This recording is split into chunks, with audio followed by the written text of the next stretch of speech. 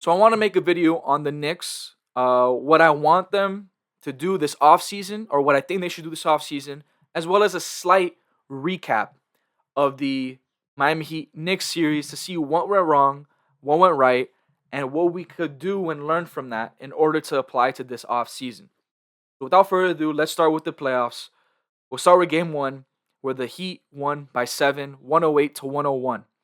Now, the story of this game, quite simply, once again, we were not shooting the ball well. I believe we were 20% from three. I'm looking at the stats here.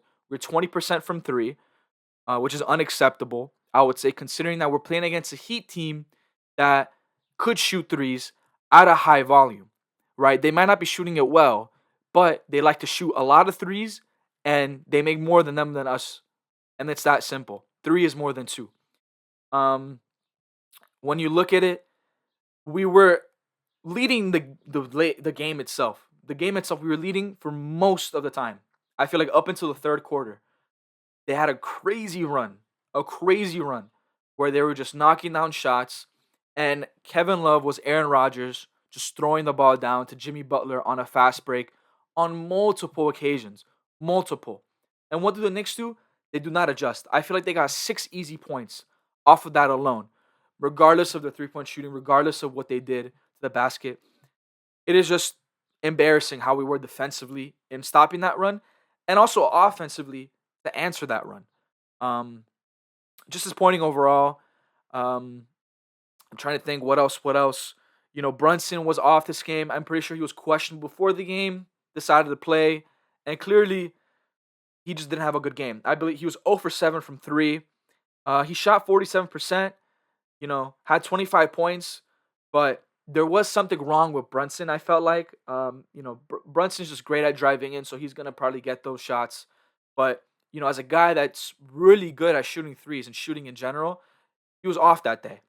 And the only guy that was carrying the load was Obi Toppin, and I felt like he did great in replacement for Randle, considering that Obi doesn't get a lot of playing time, and he came right in. He shot 46%, 36% from three. The Heat were letting Obi shoot, and he would knock some down, but 4 for 11, not a great number, to say the least. You know, the referee in this entire series has been very questionable. Also, there are many instances where we drive in a lot, because we couldn't shoot the ball well, so why not drive in? And their zone would just bombard us at the rim, and there'd be a lot of contact, but no calls. I feel like that was kind of the story of the playoffs for the Knicks. A lot of no calls were given, and it is what it is, right? I remember there's literally a screenshot of Lowry defending Barrett, and his leg is sticking out. Draymond type shit, but whatever. What can you do about it? And that was just game one. They had a really good run. They took the lead. We couldn't answer back. Call that, not having enough experience, whatever it may be. It sucked, right? Because we were winning the game and we lost one at home. And it probably set the tone for the series very much. Now, game two, we get Randle back. They don't have Butler. Butler sprains his ankle. He's out for the game. And we won the game. And we needed to. They're losing their best player, and without Jimmy kind of setting the tempo for them, the Heat kind of get lost sometimes. But this was still a close game.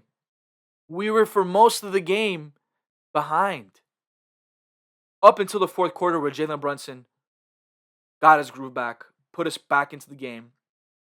And, you know, once again, we shot well from three, 40%, a big jump, almost a 2x jump from last game.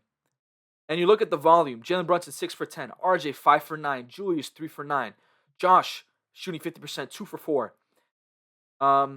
But as the series tells us, because now we're in the future and we can see, the bench unit has been abysmal to say the least.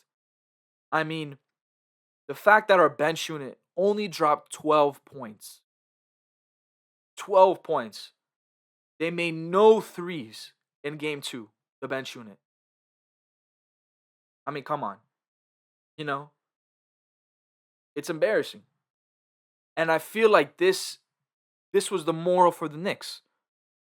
Is if our bench unit cannot get into the rhythm we're gonna rely too much on our starters, and that's gonna put too much pressure on them. You know, the fact is when you look at the Heat, for instance. Let me see. I mean, Haywood Highsmith had 5 points, which is more than Quentin Grimes and Obi Toppin combined. Quentin Grimes played 25 minutes. 25 minutes. Obi played 10. I mean, come on. Let's be real here. You know, Kyle Lowry had the same amount of points as Quickly. Now, to be fair, Quickly played 9 minutes. Kyle Lowry played 31 minutes. But Kyle Lowry also had 6 assists, a steal. He was, him and Gabe Vincent really set the tone for the Heat offense. In the absence of Jimmy Butler, they really stepped it up. And that probably just comes with playoff experience. It's simple as that. They know what to do when a man is down, and they know how to run the game. And it's that simple. And, Randle was very impactful when he came back. I believe he had 25. He almost had a triple-double. You know, it was too much of a close game. And it was kind of scary because you never really knew what would happen in the next few games because now, what the heck? The Knicks can't win against without Butler. Game 3, we get blown out. I have nothing else to say. We get absolutely destroyed. Game 3, embarrassingly. The fact that the game was so close, I actually had some hope, which is crazy to think. In the first half, I think we were down by 13. And I was like, maybe? And no. Embarrassing. I don't even want to talk that much about this game. Abysmal. Game 3. Must win game 4, right? And what do? We don't win it. You know why? The second quarter. The second quarter destroyed us completely. I'll tell you the scores. First quarter, 30 points Knicks, 31 Miami. Second quarter, 18-point Knicks, 25 Miami. Third quarter, 33-point Knicks, 34 Miami. Fourth quarter, 20-point Knicks, 19 Miami.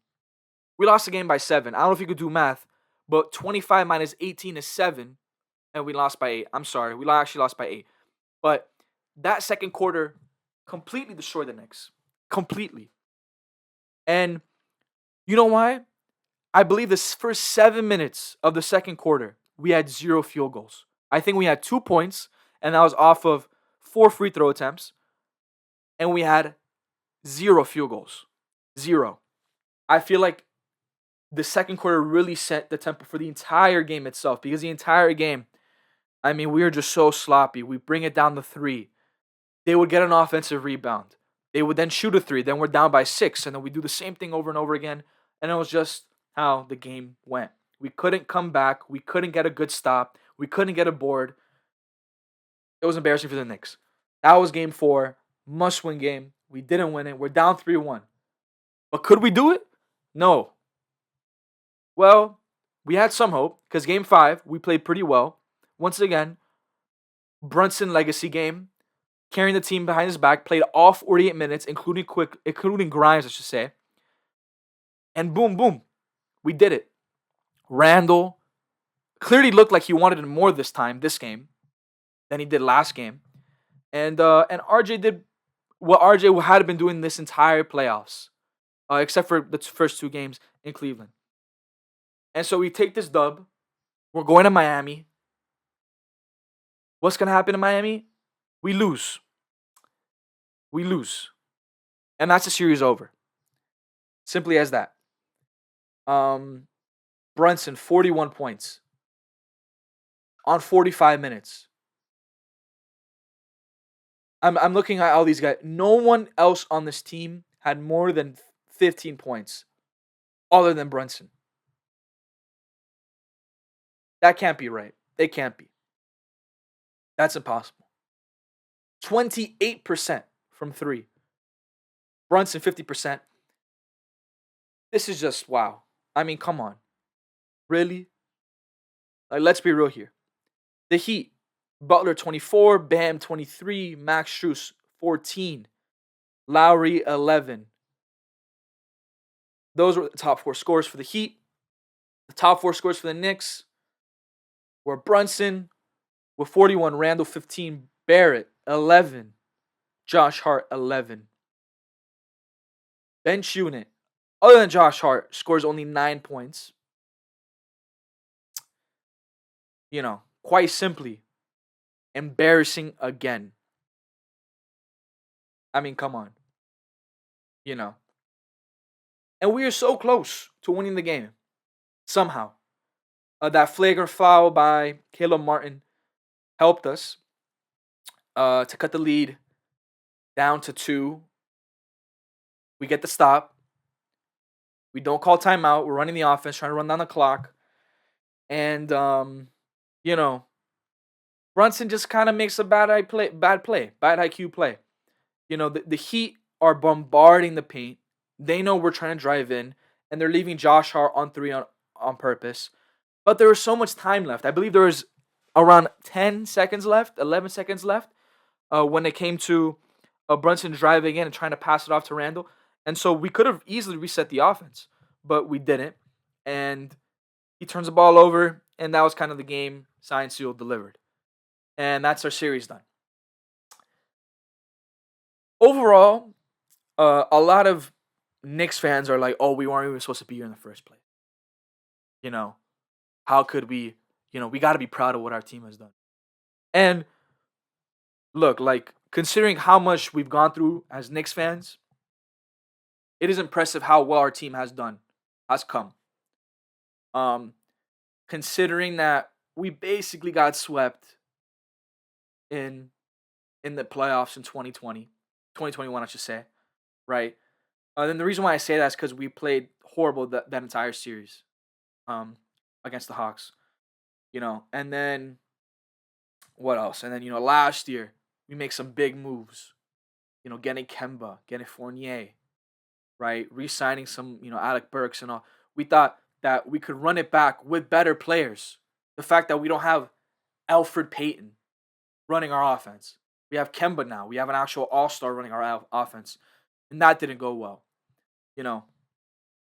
It's and seeing how far we've come from that. Not making the playoffs to being a top 5 team in the East and making second round. Yeah, I'm proud of that. I'm definitely proud of that. But I'm disappointed because this is, look, nothing against the Heat. In all reality, this is a number 1 seed Heat team. This is. They just don't have PJ Tucker. That's it. They have all the same pieces except PJ Tucker. That's it. And you could argue that, Oladipo started picking up his load and the bench unit started playing better, in place of PJ Tucker being gone. They just started playing more aggressive. And I mean, what? They don't have Dwayne Dedman? I mean, Cody Zeller, I feel like it's like a 1-1, whatever. Like, that's it. The Heat team is the same team that got the 1 seed last year and made it to the Eastern Conference Final. The same exact team. So it's not a Heat team to underestimate. And I didn't think it was going to be easy series. I thought it was going to be easy series because of who they're missing. They're missing Hero, their shot creator. So they have to rely everything on Jimmy when it comes to creating shots. They relied on Oladipo, bringing some energy off the bench unit. He's gone. This is a weaker Heat side than the Celtics had to go through last year. And I feel like this is a much stronger Knicks side. And clearly, it seems like our bench unit just couldn't handle the pressure. I don't know if they were tired. I don't know what it was. They're scared. I feel like there were not enough risks taken with the rotation, with the bench players. None of that. And that's what killed us. It was just the bench points. We tire our starters. They'd rest for 4 or 5 minutes. And we expect them to perform the same way every game. And our bench unit to just suck ass. Like, that's it. And that's what happened. And the Heat adjusted well. They're missing Tyler Hero. They're going to improve their ball movement and get open 3-point shooters. They're missing Oladipo. Well, guess what, Lowry? You got to step it up. The Heat had adjustments. The Knicks didn't. I feel like, quite simply, with this series, you could blame it on the players, right? Julius showed a lot of immaturity, clearly. You could blame it on the bench unit, right? But at the end of the day, you could also blame it on Tibbs. In my opinion, the players had this Space Jam moment I feel like when you look earlier in the season when we got Josh Hart, right? We had this crazy streak of us just playing beautiful basketball, ball movement, everything, shooting it well, driving in well, getting boards. We actually created an identity for ourselves once we got Josh Hart. And that just went missing this entire playoffs. I don't know where it went. But as a coach, once you see that, once you see that, and you're, down 2-1 in the series, and you're like, oh shit, we can't be down 3-1. You got to make some sort of adjustment. And he didn't. And it's there's a quote where it's, if you think the same thing is gonna work every single time, that's just madness. That's just, you're a maniac. If you're expecting a better performance when you're doing the same thing, you know, and that's what happened. It took too long for Tibbs to take Josh Hart of the starting lineup. It took too long for Tibbs to make some slight adjustments in our rotation. You know, he definitely got outcoached. I mean, we give Tibbs so much credit for being a defensive coach, yet we are horrible defensively, easily. I think the mentality was that if we stop Butler, we're gonna stop their whole train. Because Butler is the conductor. The minute that we stop Butler, the entire Heat offense is gonna crumble. That's what we thought. But this is a team that is known for really good ball movement, right? They're known for tiring you out with their offense. They want you to chase you. They want you to, because they want to get that open shot. The minute that they get chased around, there's going to be someone chasing someone else, and they're going to be open eventually with the screening and all this stuff. And look, like, the illegal screens are ridiculous. Don't get me wrong. I feel like if a lot of these illegal screens will be called, this series will be completely different. Completely. We could have maybe won this series. But, forget about that. You got to adjust. You could only complain so much. Right? You can only complain so much. But, I feel like, when the Heat were running that zone, which was working really well, because what it was doing was it was leaving Josh Hart and these really crappy three-point shooters open, right? And it was congesting the paint. And I feel like our offense, he figured out our offense so quickly, Spell. He figured out how to stop it, how to stop the fluidity of it. And I wish Tibbs made some sort of adjustment. Maybe get Mitchell Robinson into the offense. Throw some lobs up there, something, right? Because the minute that you start taking away, like the fact that we can't shoot the three, because I think what we were good at was driving in, right? We were good driving. We were aggressive driving in. We were not that bad at threes. We, like, this playoff series, we've been abysmal, but the regular season, we were well above 35%, close to 40. And the shot creation of Jalen Brunson and Julius. That was our three offensive. And then if you want to include putbacks by center, sure, but that's like minuscule points. That was how our offense was run. 3-dimensional, right? You take away the shooting. We've been shooting like crap. You take away half of that by the fact that Julius cannot shoot the shots that he's creating. He's like forcing these shots up, and they could go in. He's not a bad shooter. But then you miss it, and it's like, damn, like, why did you take that super contested shot? Why did you do an ISO, Julius? Like, why are you ISOing? You're not an ISO player. Stop it. We're not trying to see old Julius back. We're trying to see a smarter Julius that can't, that will pass the ball to an open guy when he's getting defended on one-on-one. Not ISOing all the time, right? You take half of that. And then you take the other half of, they're doing really well in the paint when it comes to us driving in. They're making it hard. They're congesting it because it forces to pass it out to someone like Josh Hart that's open for three.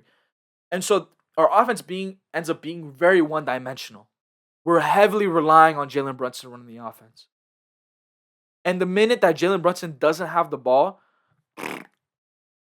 goes to shit. And so I wish Tibbs changed something up. Like I said, include Mitchell. Mitchell, look, at a certain point, Mitchell was complaining, right, that he's not part of the offense. And we are giving Mitchell shit. But look, man, Mitchell's 7 foot, and Bam can't handle it. Bam hasn't been able to handle it. He handled it for one game this entire series, but the rest of the playoffs, we were controlling the boards. We were controlling the rim protection. And I mean, what the hell? He was right. We should have ran the offense more through Mitchell. It's that simple. I don't think it was that hard. Throw some lobs up. Do something. Right? And people are worried about, oh, but Mitchell will get fouled once he touches the ball. Let them get into foul trouble. It's better for us. Because the earlier they get into the bonus, which happened multiple times, they tried to do hack a Mitch, right? It was easy free throws for us. RJ's knocking them down. Freaking Brunson's knocking them down. That's the only fucking shot we've been able to make the entire series is just free throws. So, you know, I'd much rather take that risk of Mitchell getting hacked and us getting into the bonus and maybe losing a few good offensive possessions than just forcing Julius ISOs or just missing threes. Um, Look, people didn't like the idea of Fournier coming back up. Look, man, we can't even stop their ball movement. We can't. So you're telling me that you'd rather have Josh Hart take the three, miss it, the Heat get a stop, they go back down, they do some ball movement, and they hit a three. You'd rather have Josh Hart make a three than them answer back with a three? Or would you have Fournier, who's a much better shooter, shoot a three? And then them maybe answer it back. Maybe we just have to play harder defense. I mean, it's like everyone was against the idea of Fournier or like trying something new. Everyone had this Tibbs mindset. I mean, bro, we're desperate at this point. We're down 3-1. We're down 2-1. You gotta figure something out. You know? And yeah, I mean that's just yeah. I wanted to make this a kind of a quick recap of the series, but there was just a lot that I just didn't like with the series at all. Tibbs also didn't adjust defensively. We kept on doubling Jimmy like it was gonna do something. Like, are you kidding me? Like, why are we leaving Duncan wide open or Max Strus wide open? Like, who does that? I mean, like, think about it. Like, we got so lucky that they weren't shooting the ball well as us. They weren't. But the difference is they're making more than us. They had a higher volume than us. And always, three is more than two. They might shoot 30%. We might shoot 30%. We're like, oh, that's nice. But they're shooting 30% because they just shot way more threes. And it was just 30% they made of them. Just kind of what I thought about the playoffs overall. The Cleveland series, we played really well. RJ shined so bright. Um, you know, I'm just so happy that he is finally finding himself offensively. And defensively, he's getting a lot better. He kind of struggled, obviously, against Butler, but, look, that's just going to come with time. He's still very young, right? He's 23. We're expecting him to be like these. Like, I think he's better than Hero, right? He was probably better at shot creation, but, RJ could shoot the three. He could drive in well. He's not that bad. He's better at defending than Hero, I think. You know, I think this was good for RJ. This was a great experience for RJ, and he shined. He saved the series. It's not something. He saved the Cavs series, and he saved the Heat series, including Brunson. And yeah, that's just a series recap. A lot of annoyance overall, but proud of this Knicks team.